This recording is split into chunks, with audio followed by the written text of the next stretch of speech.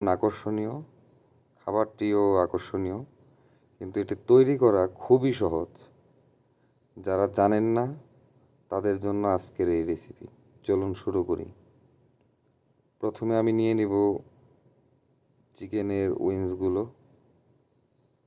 তো উইংসের উপরের অংশটা আমি নিব, আর নিচের অংশটা আমি আরও একটি মেনু আপনাদের দেখাবো আরেকদিন। তো উপরের অংশটা আমার লাগবে এই ললিপপের জন্য।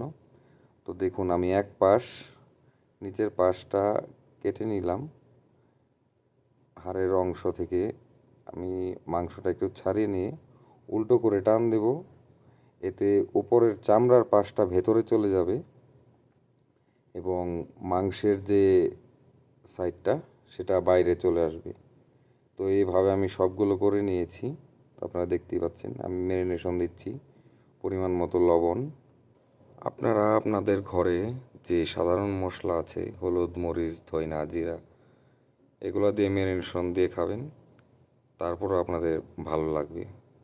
তো আমি এখানে ব্যবহার করেছি paprika powder, black pepper powder, chilli sauce, oyster sauce এবং মাস্টার্ড পেস্ট।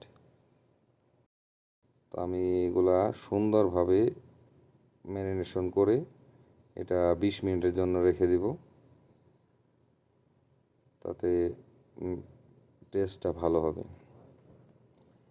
তো আমি এবার, যেহেতু ব্রেড ক্রাম ফ্রাই করব, তো সেজন্য আমি একটা ডিম ভালো করে ফেটে নিচ্ছি।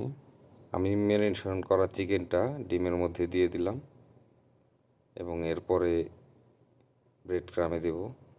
এ পাশে রয়েছে আমার ব্রেড ক্রাম, যেটা আমি সহজ বাংলায় যদি আপনাদের বলে দিই, সেটা হলো আপনারা টোস্ট বিস্কুট এটা ফাঁকি করে নেবেন, অথবা ঘরে যদি স্লাইস ব্রেড থাকে সেটাকে আপনারা চুলায় একটু গরম করে নিয়ে যাতে মুচমুচে হয়, তারপর আপনারা এটাকে পাউডার করে নেবেন। দুটার ভিতরে আপনারা দেখতেই পাচ্ছেন আমি কিভাবে কোটিং করে নিলাম।